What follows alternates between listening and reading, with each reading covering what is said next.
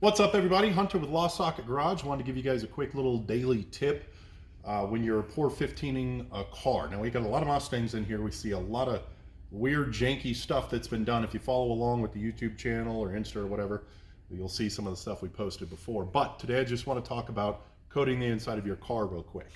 Now, Pour 15 is a solid product if you're wanting to protect the interior of your car from rust after seam sealing and everything like that, right? It doesn't sound dead at all, but it does protect your car from rust and it makes it look very nice on the inside. The issue is you have to treat it like normal paint in that you have to prep the surfaces. If you do not prep the surfaces ahead of time, you end up with something like this. Now, this part was actually painted. It might have been the kind of the epoxy coat on the paint, but this right here is incorrectly applied Pour 15. And you can tell it's incorrectly applied because, you know, it's peeling off. So with this, I'll show you how bad it is.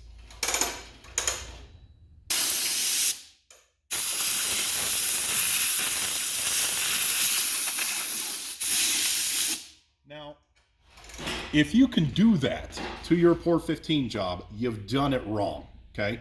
So what you want to do is completely clean the car. You want to sand down everything and then Pour 15. Another really, really good step if you're doing Raptor lining, this thing is confetti. If you're doing Raptor lining or Pour 15, is to actually epoxy prime the inside of your car. So if you have it torn down, maybe not to this extent, but if you have the car torn down, it's really, really cheap to go through, get a cheap gun from Harbor Freight, get a top loading cup for it and get some epoxy primer and just coat the inside of the car first. That way your Pour 15 has something to stick to. It works the same way with Raptor lining. Clean everything, epoxy primer, then throw on your Raptor lining. Those are a couple of really, really basic things that you can do to preserve the inside of your car. And if you like this tip, follow along, follow us on Instagram, subscribe to our YouTube. And we are live. I'm releasing another video here in a couple of weeks.